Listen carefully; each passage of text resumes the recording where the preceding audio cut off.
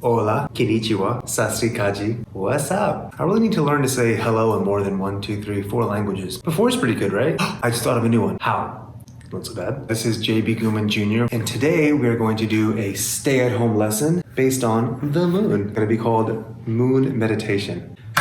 Now, oh, did you hear that? It's hollow. Funny story, sidebar, but the moon is hollow. Or so we think, humans. We know so little, but proclaim so much. That just got real deep, but real. But yes, the moon is hollow. We actually threw a missile or bomb or nuke or something into it, and it actually rang for like a long time, like a bell. So the theory is the moon is hollow, which is pretty interesting.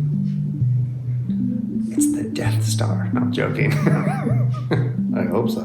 Anyways, moving forward or backwards or standing still. Today, we are going to talk about how to meditate with the moon, otherwise known as moon meditation. I wonder which side's the dark side. I mean, I guess one would be like, that's the dark side because there's like darkness there, and that's the light side. But obviously, anyone who knows anything, which ain't me, but I know as much that the dark side of the moon is the side that doesn't face the earth. Am I boring you already? Okay, let's get started. First and foremost, you want to make sure you wash your hands before you go outside, because at the moment we are dealing with what they call a pandemic.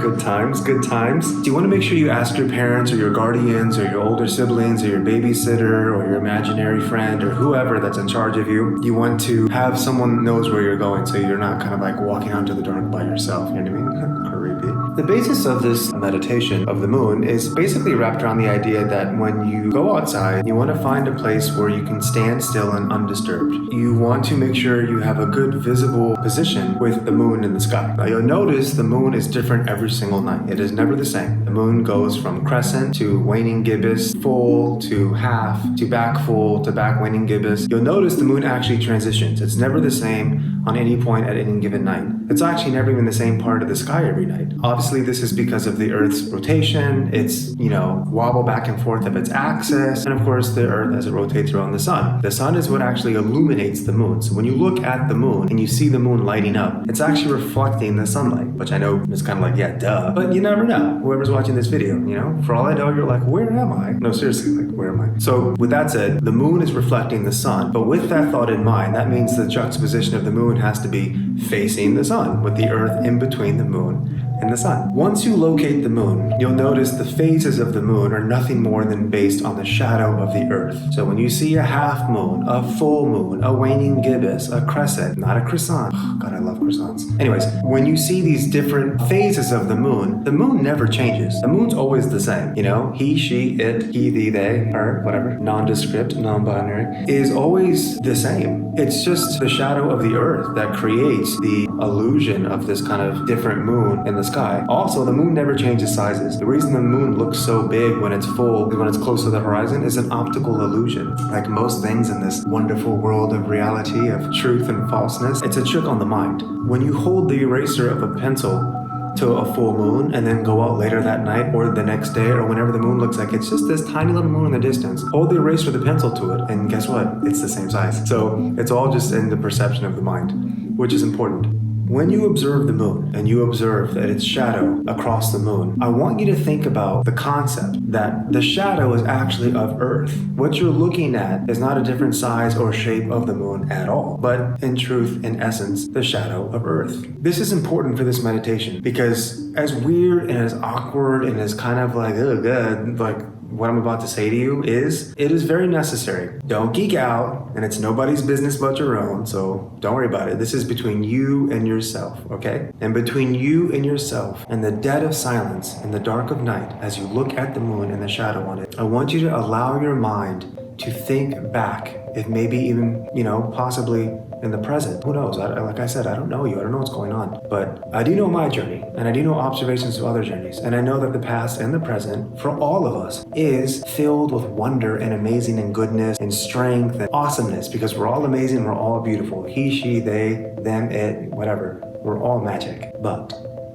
with that truth, with that reality, just like the size of the moon is the same size, whether it's on the horizon or high up in the sky, the moon isn't actually changing size. That's the truth to live by, to stand by, and to accept. With that truth is equally the same truth that within all of us is error, is mistakes, is erroneous choices, the hiccups of the soul, if you will. We all make them. We all do them. Chances are we'll keep doing them. But with efforts like this moon meditation and many other things, as we go through life, we tend to develop a sense of awareness of ourselves, hopefully, and we can use these errors to better ourselves if we can make sense of them and use these errors to become conscious of just what it means to be imperfect and not necessarily embrace it as in that's who I am. We all have personality, but when it comes to the errors of ourself, things like being jealous, being competitive, misogynistic, racist, being judgmental, bitter, being deceptive, so many, I could go on and on and on, but you get the gist. I'm not trying to make anyone feel bad. I'm regarding myself with this whole meditation. When we realize the error of our ways, it puts the power in our hands.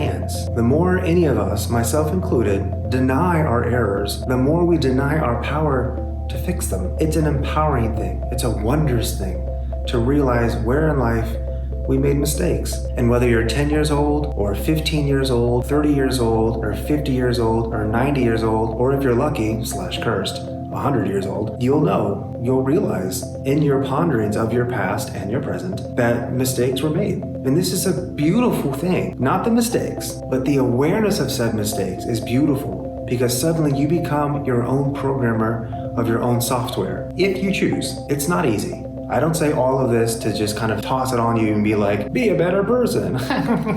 It's really hard. Nobody wakes up and wants to be racist. Nobody wakes up saying, I can't wait to be bitter today. Nobody wakes up saying, I can't wait to be judgmental. Nobody wants to be unlikable. Nobody wants to be deceptive. Nobody wants to be competitive. These are things we tend to not want to think about ourselves. These are traits and personality kind of quirks that none of us, old or young, rich or poor, famous or basic, male or female, tall or short, black, yellow, red, white, gay, straight, pan, bi, whatever. Nobody wakes up being like, can't wait to think about my errors. It's like, no. But this is why it takes strength. This is why someone who is conscious of their errors is equally someone who is capable to make a difference, not just in the world, but in themselves.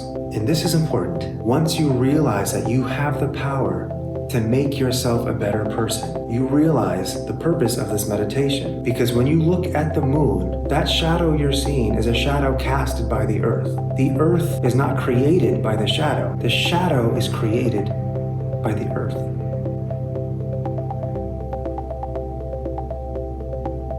The earth is free from the shadow. The shadow is literally controlled by the earth on the moon. And the same goes for each of us. And it's a pretty cool analogy. At least I think so, which clearly I thought of it. So I'm like, I don't know, I think it's cool. And I wanted to share it with you. That's something that you can do nightly. And you don't even have to go outside. You could actually just do it by looking out your window. If you're lucky enough and the juxtaposition of the moon is somehow aligning with a window in your home, great. The real purpose here is to make the distinction that the nearest satellite to our planet, the moon, has a shadow cast upon it, a kind of tangible reference to the idea that the shadow within us is casted by us. And this is an empowering thing. And again, I want to completely focus on the fact that this isn't about shame. This is not about self-degradation, self-deprecation. This is not about whipping yourself. This is not about guilt. What this meditation is about is awareness. There's a big difference between shaming yourself and feeling guilty versus awareness. And I don't know about you, but something tells me you're a lot like me. When someone does something wrong in my life, I'm less after them feeling guilty, even if most of us don't mind it because they wronged us. But I think, and I'm pretty confident we all can agree, underneath our desire for seeing someone feel guilty is for them to actually know what they did was wrong. Because when someone knows they did wrong, then that means whatever happened enables a growth to it. When any of us know what we did was wrong, it shows anyone else around us that there is hope in the future of each of us becoming better people. Another really, really big part of this meditation that's really beneficial for all of us is in realizing that we have our own shadow that we cast and how just difficult it is to curate this shadow to be smaller or to reshape it ourselves. Because like I said, this is not easy. This is like omega boss level stuff. Like this is really, really difficult. I toss it out there like, do it, but it's hard. And just ask yourself if you try this, you'll look in your life and realize places where you were jealous and you were competitive and you were deceptive repetitive, or maybe you said things that were a little bit way too harsh, and so on and so on. But like I said, nobody wants to be like this. So there's generally external issues going on. There's a lot of things in life that are less than easy. And you can be a 9-year-old and understand that. Like, it's hard out here, man. It's real. Like, because nobody wants to be somebody with a shadow, that means that there are things that affect us in life in general that curate these hiccups within our soul, within our being, within our personas, personality, whatever. So with that said, it's hard. It makes it difficult to realize just how in control each of us are. Because each of us, when we do realize our faults, we tend to paint these back doors on a white wall, pun intended. Each of us, and I know the feeling, when we do realize where we went wrong, we tend to run to that place of, well, the reason I did this is XYZ. Like, we try to create back doors so we don't ever have to feel the guilt or shame. It messes with our sense of self. We don't choose to create our shadows all the time. So with that said, it can be hard for any of us to accept the fact that there are actual choices we can make versus life shaping us. I know it's not easy, guys, but you gotta put your best foot forward, okay? Look at the moon, look at the shadow that's on it, and let it remind you that that shadow comes from the earth. Again, the earth does not come from the shadow. Each of us create a shadow in our lives, but the shadow does not create us. We create it. Don't be scared of this. Be empowered by this.